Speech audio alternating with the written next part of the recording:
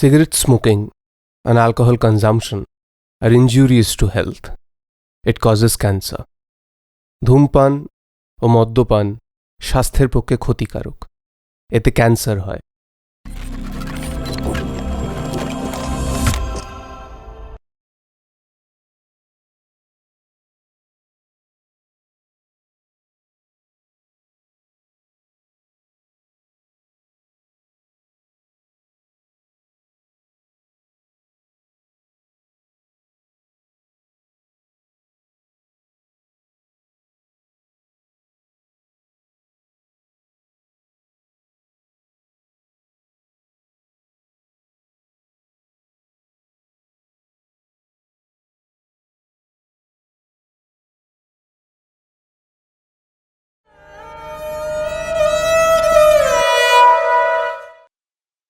In western Bengal, 100 miles from the city of Calcutta, there are these chatim trees.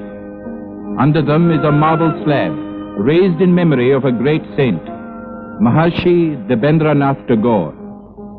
He came here in 1863 for meditation and prayer, and the words inscribed upon the slab are those that filled his mind as he thought of God.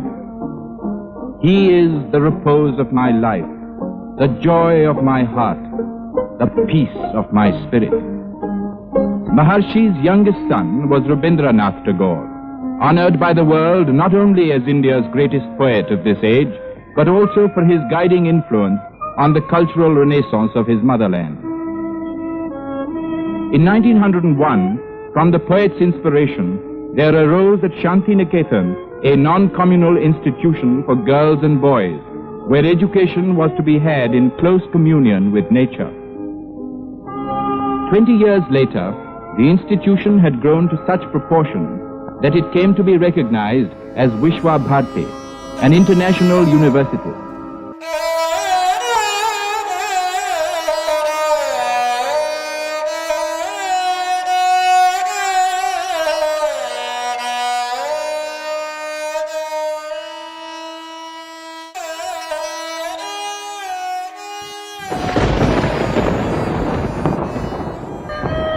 সেদিন কালবৈশাখীর ঝড় উঠেছে। উত্তরায়ণে আম কুড়োতে গিয়েছিলাম। তারপর যেই বৃষ্টি নামল, আমরা দুটি মেয়ে ছুটে এসে শ্যামলীর পাশে দাঁড়িয়েছি। গুরুদেব জানলার পাশে বসে লিখছিলেন। দেখতে পেয়ে ভিতরে ডাকলেন।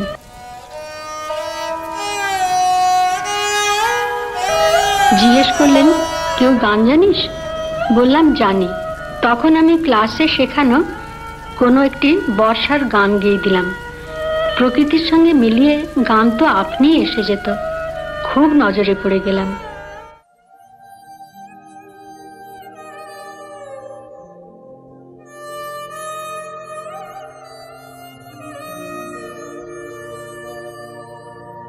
আমি রূপে তোমায় ভোলাবো না, ভালোবাসা ভোলাবো আমি, হাতে দাঁত খুলব না গো, গান দিয়ে দাঁত খোলাবো, রূপে তোমায় ভোলাবো না, ভরাবো না ভূষণ ভরে, সাজাবো না ফুলে হারে,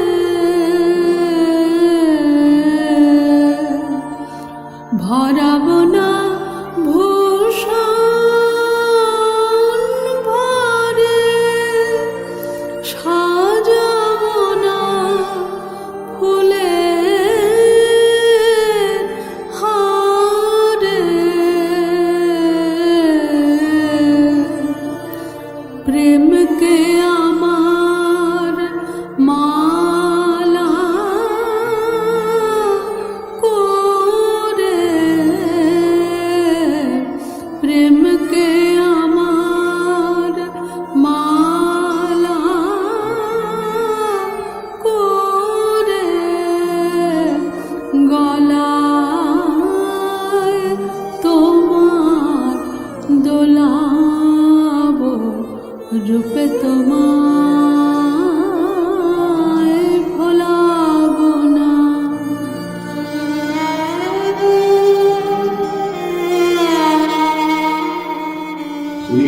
থেকে শান্তিনিকেতনে রবীন্দ্রনাথের ইচ্ছায়, অর্থাৎ পুরো পরিবার নিয়ে সত্যচরণ মুখোপাধ্যায় এবং অনিলা দেবী চলে এসেছিলেন শান্তিনিকেতনে একেবারেই রবীন্দ্রনাথের পাশে দাঁড়াতে। 12 অক্টোবর 1924 সালে বাঁকুড়ার সোনামুখী গ্রামে জন্ম নিয়েছিলেন অনিমা। পরবর্তীকালে কবিগুরু রবীন্দ্রনাথ ঠাকুর যার নামকরণ করেছিলেন কণিকা বন্দ্যোপাধ্যায়। তার আরও একটি নাম ছিল মোহর। মোহর নামেই শান্তিনিকেতনের গণ্ডি ছাড়িয়ে সারা পৃথিবীর রবীন্দ্র অনুরাগীর অন্তরে তার অনন্ত স্থান। একটা নতুন জন্ম হলো বলা যায়, কারণ একটা নাম যখন বদলে যায় এরম একজন ঋষির আশীর্বাদে, তখন জীবনটাই বদলে যায়। মানে একেবারে সেই চণ্ডালিকার নতুন জন্ম মতো হয়। তো আমার বড়মাসি বারবার বলতেন যে হ্যাঁ, এটা আমার সত্যি ওই সেদিনের পর থেকে আমার নতুন জন্মই হয়েছে।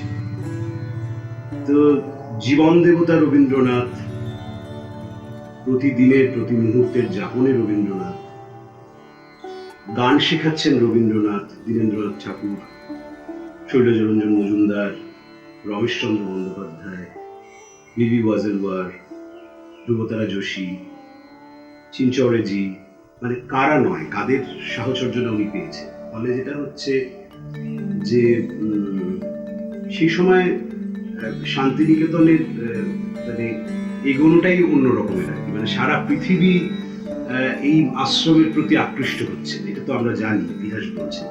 কিন্তু রবীন্দ্রনাথের যেটা ইচ্ছা ছিল, যে বারবার যেটা উনি বলেছেন যে আমার এত সৃষ্টির মধ্যে একমাত্র গানটাই হয়তো থেকে যাবে, সেটা কেন উনি মনে করেছিলেন সেটা পরে আমরা আজকে বুঝতে পারি। কারণ রবীন্দ্রনাথ এবং রবীন্দ্রসঙ্গীত এই দুটো পারস্পরিক শব্দ হয়, কিন্তু এই রবীন্দ্রসঙ্গীত হয়ে ওঠার পেছনে যে কণ্ঠগুলির অবদান আছে, অর্থাৎ আমি বলবো যে 1930 অনওয়ার্ডস, 1930-এর পর থেকে কনক দাস, সাহানা দেবী, রাজেশ্বরী দত্ত তো পরে, মালতী ঘোষাল আছেন, আরো খুকু অর্থাৎ অমিতা সেন, এই সমস্ত অসামান্য কণ্ঠ থাকা সত্ত্বেও তখনও কিন্তু রবীন্দ্রনাথের গান বেঙ্গলি সং থেকে যাচ্ছে।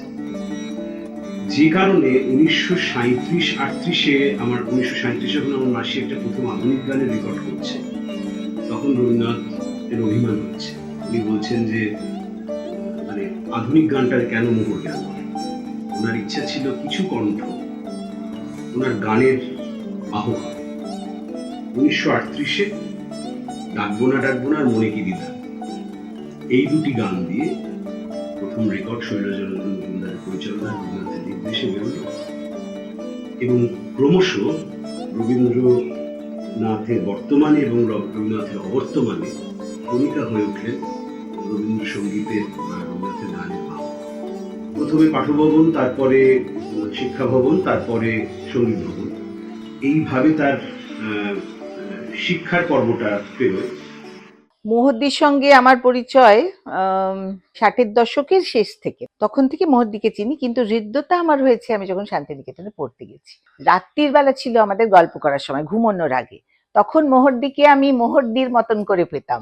একদম ছোট তখন মোহদ্দি, স্ট্যাম্প কালেকশনের কিছুদিন একটা খুব শখ হলো যে স্ট্যাম্প জমাবো, বিদেশি স্ট্যাম্প। এবার বিদেশি স্ট্যাম্প শান্তিনিকেতন সেই সব, মোহদ্দি তো ছোট্ট, তো সেইখানে হরিহরদা ছিলেন পোস্টমাস্টার। সকালবেলা যা কিছু পোস্ট মানে আসতো, হরিহরদা সাইকেল নিয়ে 10টা নাগাদ চিঠি বিলি করতে বেরোতেন। মোহদ্দি তককে 10টার সময় ঠিক পোস্ট অফিসের কাছে গিয়ে দাঁড়াতেন হরিহরদার জন্য। গুরুদেবের কাছে বিদেশ থেকে অনেক চিঠি আসে, অ্যান্ড্রুজের কাছে বিদেশ থেকে অনেক চিঠি আসে, সেই চিঠিতে স্ট্যাম্প আছে, সেইগুলো পাবেন বলে মোহদ্দি হরিহরদার পিছন পিছন যেতে শুরু করতেন। তো হরিহরদার চিঠি সব বিলি করতে করতে একদম শেষের দিকে আসতেন গুরুদেবের কাছে। গুরুদেবের কাছে এসে চিঠি দিলেন, গুরুদেব একটুখানি তাকালেন মোহদ্দির দিকে, কি স্ট্যাম্প চাই, দাঁড়াও, বলে আগের দিনের যে বাইরের চিঠি যদি কিছু এসে থাকে সেই স্ট্যাম্পগুলো গুরুদেব খুলে খুলে রাখতেন। এবারে বেশ কয়েকটা দিলেন, মোহদ্দি হাতে নিয়ে আবার দাঁড়িয়ে আছেন তাকিয়ে। আরো চাই, একদিনে অত হবে না, আবার পরের দিন আসবে, যাও, সব একদিনে সব দিয়ে দিলে তো হবে না। 1935 সালে শিশু শিল্পী হিসেবে প্রথম মঞ্চে অবতরণ করেন কণিকা বন্দ্যোপাধ্যায়, মোহর্দি। শান্তিনিকেতনের শারদোৎসবে একটি অনুষ্ঠানে বালক বালিকাদের দলে তিনি অংশ নিয়েছিলেন। রবীন্দ্রনাথের সঙ্গে তাঁর সেই প্রথম ও শেষ মঞ্চে অবতরণ। এই অনুষ্ঠানটিই ছিল রবীন্দ্রনাথের শেষ মঞ্চাভিনয়। 1937 সালে প্রথম কলকাতার ছায়া সিনেমা হলে আয়োজিত বর্ষামঙ্গল উৎসবে কণিকা রবীন্দ্রনাথের সঙ্গে দ্বৈত কণ্ঠে ছায়া ঘনাইছে বনে বনে এই গানটি গেয়েছিলেন।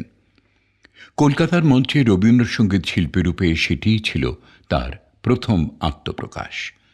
কণিকা অভিনয় করেছিলেন তাসের দেশ নাটকের দহলানি চরিত্রে, ডাকঘর নাটকের সুধা, বিসর্জন নাটকের অপর্ণা এবং বশীকরণ নাটকের নিরুপমা চরিত্রে। 1940 সালের 24শে জুলাই বোলপুর টেলিফোন কেন্দ্রের উদ্বোধনী অনুষ্ঠানে তিনি গেয়েছিলেন ওগো তুমি পঞ্চদশী এই গানটি। এই অনুষ্ঠানটি বেতারে সম্প্রচারিত হয়েছিল। এটি কণিকার প্রথম বেতার অনুষ্ঠান।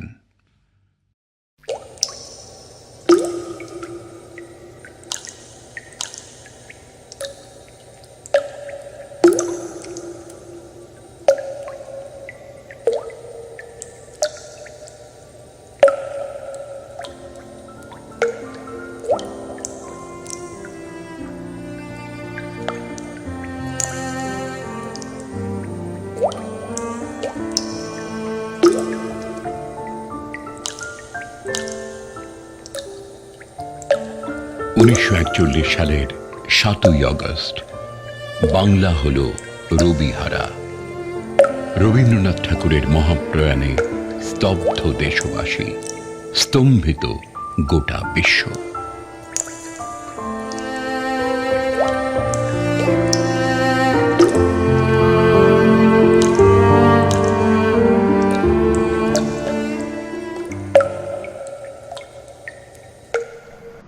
1943 সাল থেকে কণিকা অল ইন্ডিয়া রেডিওর কলকাতা স্টেশনের নিয়মিত শিল্পী।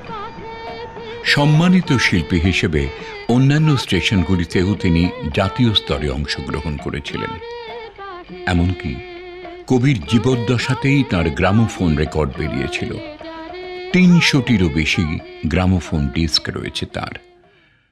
1945 সালে কণিকা বন্দ্যোপাধ্যায় বিবাহ সূত্রে আবদ্ধ হলেন বীরেন্দ্রচন্দ্র বন্দ্যোপাধ্যায়ের সঙ্গে। তিনি একাধারে ছিলেন কবি এবং বিশ্বভারতীর ডেপুটি লাইব্রেরিয়ান। আমার সঙ্গে মুহুর্দির মুখোমুখি দেখা হয়েছিল 1972 সালের প্রথম দিকে। বীরেন্দাই আমার সঙ্গে মুহুর্দির পরিচয় করিয়ে দেন।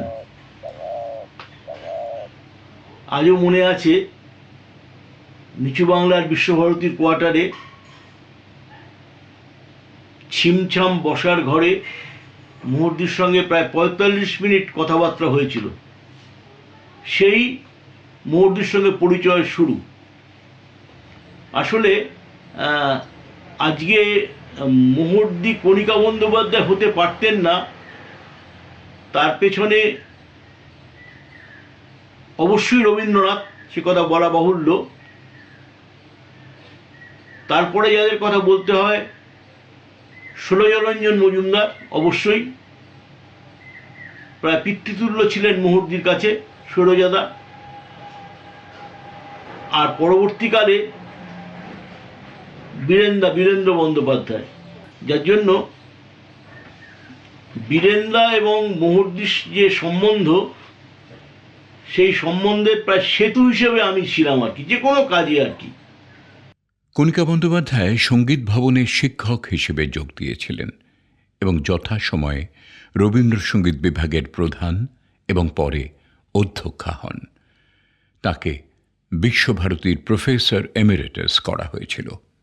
আমি যখন মুহুর্দিকে গুরু হিসেবে পাই, তখন আমি অলরেডি মোটামুটি ঢাকায় গান টান করছি, আমার নিজের একটা পরিচিতি হয়ে গেছে। কিন্তু যখন আমি সঙ্গীত ভবনে শিখতে আসি, তখন আমার এই 16-17 বছর বয়সে আমি সঙ্গীত ভবনে ভর্তি হই। তখন কণিকা বন্দ্যোপাধ্যায় আমাদের প্রিন্সিপাল ছিলেন, অধ্যক্ষ ছিলেন সঙ্গীত ভবনের। এবং তখন সপ্তাহে 3 দিন ওর কাছে গান করতাম। সেই সময় মোহর্দি খুবই ব্যস্ত তার কলকাতার জীবন, তার সঙ্গীত জীবন ইত্যাদি নিয়ে। কাজে মোহর্দিকে তখন শিক্ষক হিসেবে পেয়েছি এবং সঙ্গীত ভবনের অধ্যক্ষ হিসেবে আমাদের গাইড করেছে নানা রকমের সংকটে সমস্যা। কিন্তু তারপরে আমি যখন পরবর্তীতে আবার ওর কাছে আসি, তখন আমি ওকে সত্যিকার অর্থে গুরু হিসেবে পেয়েছি এবং তখনই আমার যে চলার পথে মোহর্দির যে অবদান বা মোহর্দির যে প্রভাব, সেটা সেই সময় 91 সালে আমি পুরো ওর কাছে একেবারে সারাক্ষণ থেকে ওর কাছে গান যেমন শিখেছি, ওর জীবনের কথার মধ্যে, ওর জীবনের অভিজ্ঞতার মধ্যে দিয়ে আমার নিজের শিক্ষা সম্পূর্ণ করেছি। ওর দেখানো পথ ধরে চলতে শিখেছি এবং নানান সময়ে ছোট ছোট তার ওর জীবনের অভিজ্ঞতা যেমন শেয়ার করেছেন, বকেছেন আমার কোনো ছোটোখাটো ত্রুটি যেগুলো আমি হয়তো বুঝতেই পারিনি, যেগুলো পরবর্তীতে সমস্যা করবে, সেগুলো আমাকে শুধরে দিয়েছেন। অনেক কিছু গান শেখার, গান শেখাবার, গান বোঝার, এই সমস্ত টেকনিকগুলি ওর সাথে থেকে সবসময় যে বলে বলে করেছেন তা না, কিন্তু ওর সাথে থাকার ফলে যেটা হয়েছে যে আমি ওর কর্মকাণ্ডের মধ্যে দিয়ে, ওর চিন্তাভাবনার মধ্যে দিয়ে, ওর যে জীবন যাপন তার মধ্যে দিয়ে আমি শিখেছি। পঞ্চদশী তুমি পৌঁছিলে পূর্ণিমাতে, মৃদু শীত স্বপ্নের আভাস তব বিহ্বল রাতে, ও গো তুমি পঞ্চদশী। গুরুদেব তো শুধুই শিল্পী নন, তিনি একজন পরিপূর্ণ মানুষ ছিলেন। তিনি বুঝেছিলেন পল্লী আমাদের প্রাণ, তাই তার আশ্রমের কাজের একটা বড় অঙ্গ ছিল পল্লী সেবা। শ্রীনিকেতনের জন্মই তো এই কারণে। এলমহাস্ট সাহেব এগিয়ে এসেছিলেন তার পূর্ণ সামর্থ্য নিয়ে গুরুদেবের স্বপ্নকে রূপ দিতে। তারই প্রিয়পাত্র শান্তিনিকেতনের অধ্যাপক শ্রী নবকুমার মুখোপাধ্যায় এসে এলমহাস্ট ইনস্টিটিউট গড়ে তুললেন। সেই কাজে আমিও যোগ দিয়েছি।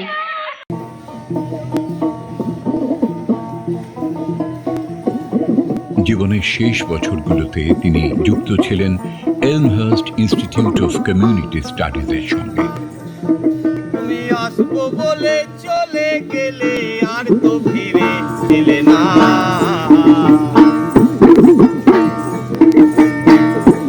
গেলে পাবো ঠিকানা।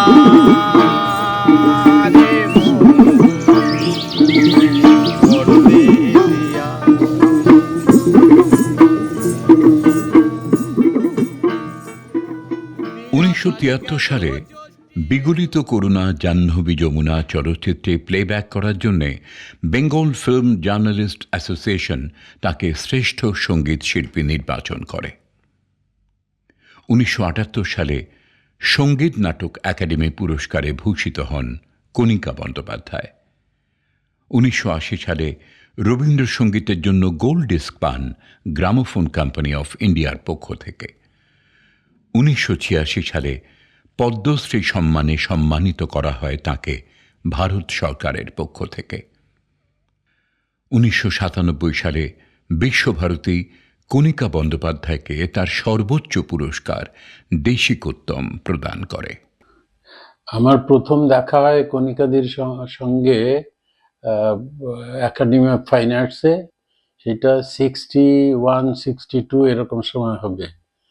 কণিকাদির সম্পর্কে তো আমাদের পরিচয়টা প্রথমত তার গানের মধ্য দিয়ে, যে গান আমরা খুব ছোটবেলা থেকেই শুনছি এবং শান্তিনিকেতনে আমি যখন যাই তারপর থেকে ওনার গান আরো বেশি করে শুনতে পেতাম এবং ওনার বাড়িতেও গেছি।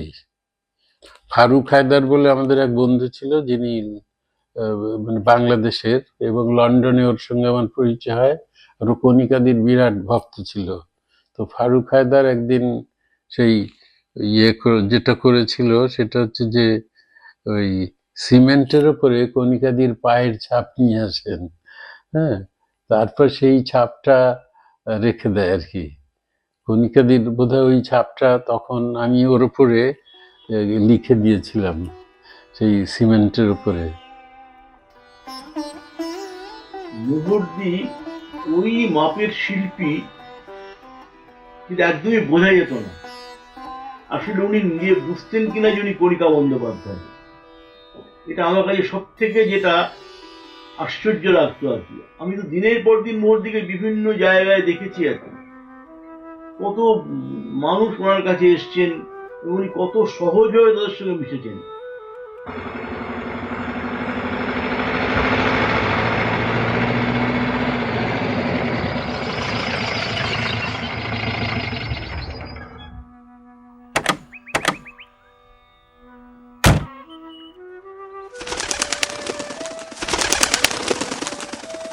খুবই একটা অন্তর্লীন অবস্থায় থাকতেন।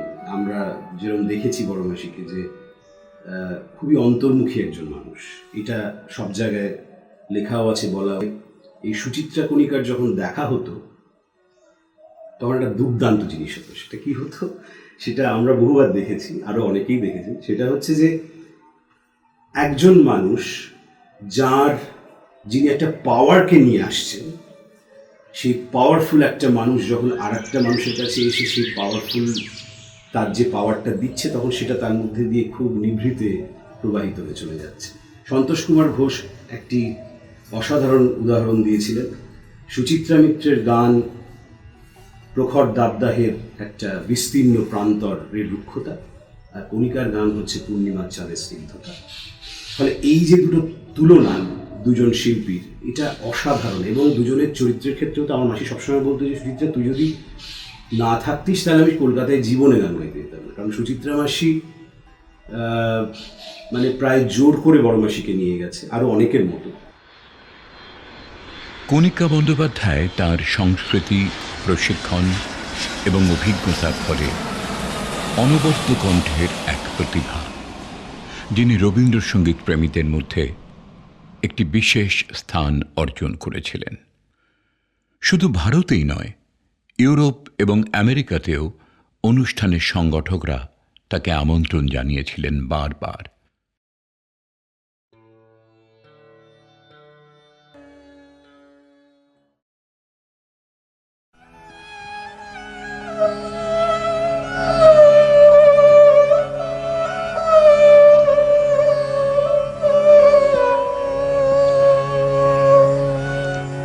হৃদয়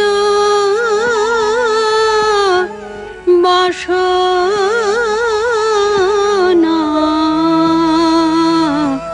পূর্ণ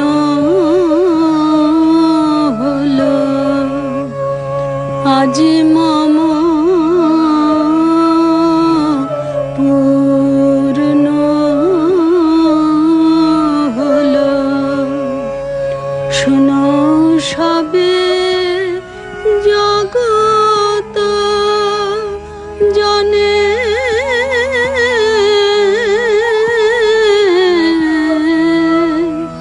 হৃদয়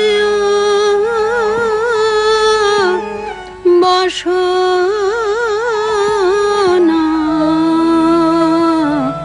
পূর্ণ হলো, আজ মম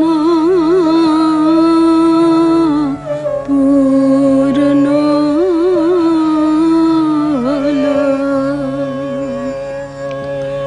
2002 সালে কণিকা বন্দ্যোপাধ্যায়ের স্মরণে মুহুর্দির মৃত্যুর 1 বছরের মধ্যে ডাক টিকিট প্রকাশের বন্দোবস্ত করা হয়েছিল রবীন্দ্র সদন প্রেক্ষাগৃহে। মুহুর্দির স্মৃতিতে রবীন্দ্র সদন ক্যাম্পাসে পিছনের গেটের দিকে একটি ছোট বকুল গাছ রোপণ করা হয়েছিল সোমনাথ চট্টোপাধ্যায় এবং পণ্ডিত ভি বালসারার হাত দিয়ে। গাছটির নাম রাখা হয়েছিল মোহর বকুল।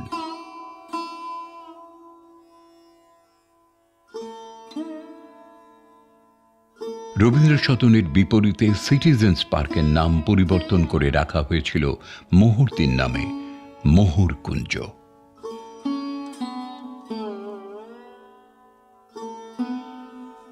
শান্তিনিকেতনে মুহুর্দির বাড়ি আনন্দধারা।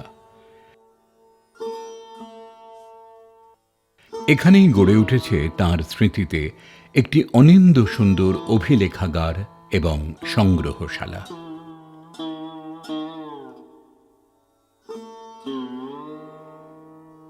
অবনীন্দ্রনাথ ঠাকুর তাকে স্নেহ করে রাখতেন আকবরী মোহর। প্রাজ্ঞজনেরা বললেন তার কারণ হিসেবে সম্রাট আকবরের যে মোহর তার পূর্বতন সম্রাটদের মোহর থেকে একটু স্বতন্ত্র ছিল, আলাদা ছিল, এবং পুরো মুঘল সাম্রাজ্যে সেই মোহর নাকি ছড়িয়ে পড়েছে। আর আমাদের মোহরদির কণ্ঠ, গায়কী অলৌকিক ছিল, অত্যন্ত স্বতন্ত্র ছিল। রবীন্দ্রসঙ্গীতের যে বিশ্বব্যাপী ভুবনলোক সর্বত্র ছড়িয়ে পড়েছিল। যে রবীন্দ্রনাথ আমাদের সমস্ত প্রশ্নের উত্তর তাকে আরো ভালো করে জানতে বুঝতে সাহায্য করেছিল মুহূর্তের গায়কী।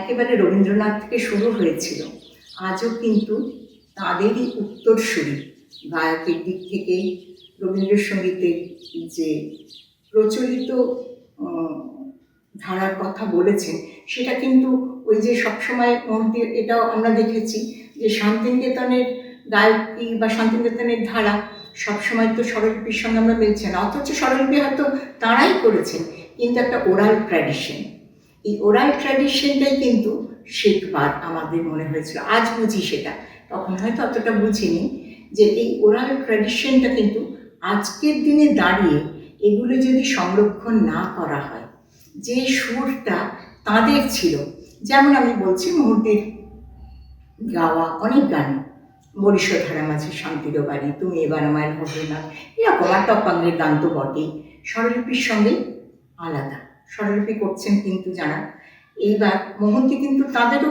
শিষ্য, কোনোটা শৈলজাদা করছেন, কিন্তু ওই যে গানের গলায় থেকে গেছে, এই গলায় থাকা গান যেটা আজ পর্যন্ত আমরা সেটাই গাইছি, এবং গানগুলি যদিও রবীন্দ্রনাথের, কিন্তু মুহূর্তের গাওয়ার গুণে যেন হয়ে গেছে মুহূর্তের গান। আমরা বলি এই ওটা মুহূর্তের সুরে গাইতে হবে, এই মুহূর্তের এখানটা করো, আবার যদি ইচ্ছা করো আমরা বলি মুহূর্তের গান সুরটা, এরকম বলে দিই রবীন্দ্রনাথের গান আমরা বলছি মুহূর্তের সুরটা, হ্যাঁ সুর তো রবীন্দ্রনাথই দিয়ে গেছেন। আজকের সঙ্গীত ভবন কিন্তু সেই তাদেরই সৃষ্টি, তাদের যে বলা যায় একটা সেই গঙ্গার ধারার মতো সেই স্রোতটাই আজও পর্যন্ত বইছে শান্তিনিকেতনে, এর কিন্তু কোনো ব্যত্যয় হয়নি।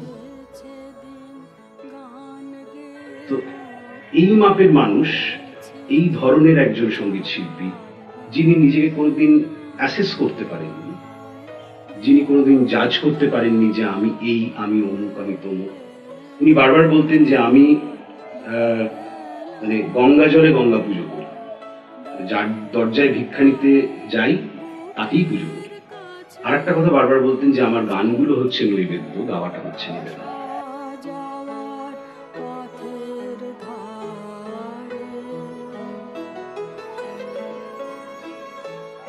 ইন্ট্রোস্পেকশনটা মূল ছিল, এবং রবীন্দ্রনাথের সঙ্গীত চিন্তায় যে কথাটা বারবার ফিরে এসছে, ভারতীয় সঙ্গীত সম্পর্কে বলছেন যে একটা বিবাহ উৎসবকে কেন্দ্র করে যে অন্ধকার চারিদিকটা, ভেতরে বিবাহ উৎসবে প্রচুর আড়ম্বর, হই হুল্লোড়, আলোর ঝলকানি সবকিছু, কিন্তু তাই বিবাহ উৎসবটাকে কেন্দ্র করতে একটা অন্ধকার থাকে, সেখানে যে সাহানা রাগিনী বাজিতেছে তাহাই ভারতীয় সঙ্গীত। কণিকা বন্দ্যোপাধ্যায় ছিলেন এমন একজন শিল্পী যিনি এই অন্ধকারের যে সুর, যে হৃদয়ের সুর, অন্তরের সুর, অন্তর্মুখীনতার সুর, তার সাথে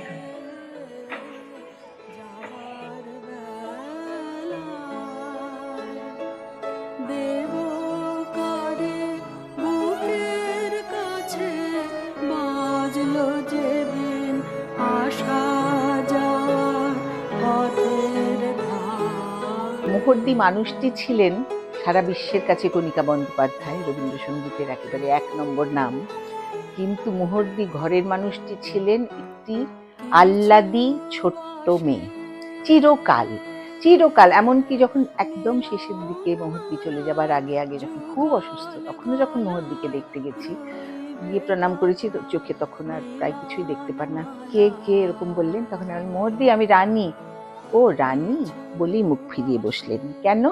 এই যে এতদিন কেন আমি আসিনি। 5ই এপ্রিল বুধবার 2000 সালে 76 বছর বয়সে কলকাতার SSKM হাসপাতালে বার্ধক্যজনিত অসুস্থতার কারণে শেষ নিঃশ্বাস ত্যাগ করেন রবীন্দ্রনাথ ঠাকুরের নিজের হাতে তৈরি রবীন্দ্রসঙ্গীত জগতের এক দুষ্প্রাপ্য সম্পদ মোহর।